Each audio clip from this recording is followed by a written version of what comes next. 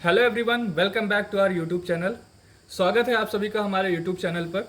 जैसा कि हम ये दूसरा पार्ट बना रहे हैं चेस सीरीज़ का, जिसमें हमने पहले पार्ट में बात किया था कि जो चेस पीसेस होते हैं कैसे मूव करते हैं चेस बोर्ड पर। और इस वीडियो में हम बात करने वाले हैं कि जो स्पेशल रूल होता है कैसलिंग, वो कैसे हम कर सकते हैं। कैसलिंग करना क्यों ज़रूरी है?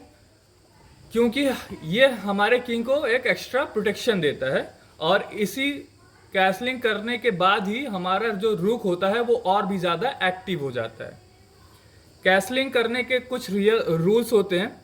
पहला रूल्स जो होता है वो होता है कि आपका एक किंग का ये पहली चाल होनी चाहिए, और सेम रूल रूक लिए भी होगी, यानी कि ये जो आपका रूक है उसके लिए भी ये पहली चाल होनी चाहिए।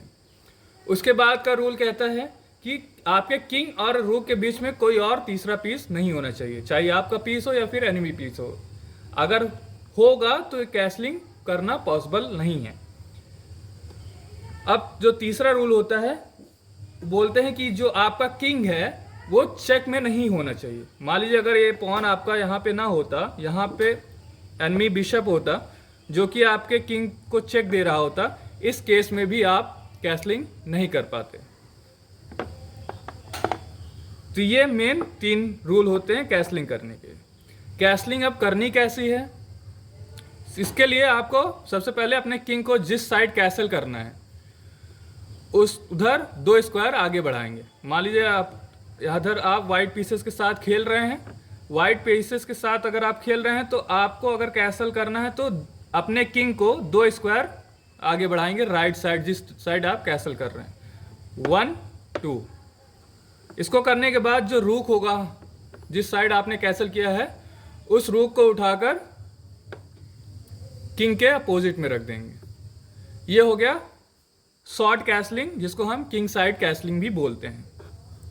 अगर आपको लॉन्ग कैसल करना है, अब जैसे दिख रहा होगा यहाँ पे हमने कैसल किया तो 2 स्क्वायर थे, और हमें दूसरे साइड कैसल करना है तो यहाँ पे 3 स्क्वायर हैं, तो इसको लॉन्ग कैसल भी बोलते हैं या फिर क्वीन साइड कैसलिंग भी बोलते हैं। अब इसको करने के लिए भी नियम सेम है।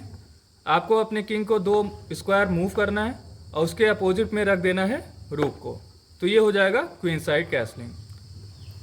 अगर आपको ब्लैक पीसेस के लिए करना है कैसलिंग तो सेम रूल उसके लिए भी हो जाएंगे। आपको अपने किंग को 2 स्क्वायर मूव करना है 1 2, फिर जो रूक होगा वो अपोजिट में आ जाएगा किंग के। शॉर्ट कैसलिंग ब्लैक के लिए भी आपने सीखा। अब लॉन्ग कैसल करना है ब्लैक के लिए तो 1 2, आपने इस ब्लैक किंग को 2 स्क्वायर मूव किया जिस साइड आपको कैसलिंग करना है, फिर उसके बाद जो रूक होगा उसके अपोजिट में आ जाएगा। इससे क्या फ़ायदा होता है, जो किंग होता है जिस भी पीस से आप खेल रहे होते हैं, इससे आपका किंग और भी ज़्यादा सेफ हो जाता है। मान लीजिए मैंने यहाँ पे किंग को मूव किया, वाइट किंग को 1 2, और रूक को अपोजिट में ले आया। मान लीजिए ये पॉन यहाँ पे ना होता तो ये जो रूक है ये डायरेक्ट इस पीस पे अटैक कर रहा है। अब इससे 2 फायदे हो गए। एक तो आपका किंग और भी ज़्यादा सेफ कॉर्नर पे चला गया जहाँ पे आपके एनिमी पीस के लिए अटैक करना मुश्किल हो गया। और दूसरा फ़ायदा, ये जो आपका रूक था जो पहले कॉर्नर पे था उतना ज़्यादा एक्टिव नहीं था, अब ये किंग के बगल में आके ओपन फाइल पे आ गया, तो ये अब ज़्यादा एक्टिव हो गया है। तो उम्मीद करता हूँ कि आपको ये कैसलिंग का रूल समझ में आया होगा। इसी तरीके के वीडियोस देखने और समझने के लिए इस चैनल को सब्सक्राइब करिए, लाइक करिए, और भी जो भी डाउट्स आते हैं चेस से रिलेटेड तो आप नीचे कमेंट सेक्शन में पूछ सकते हैं। तब तक आप अपना गेम एंजॉय करिए और अच्छे से पढ़ाई करते रहिए।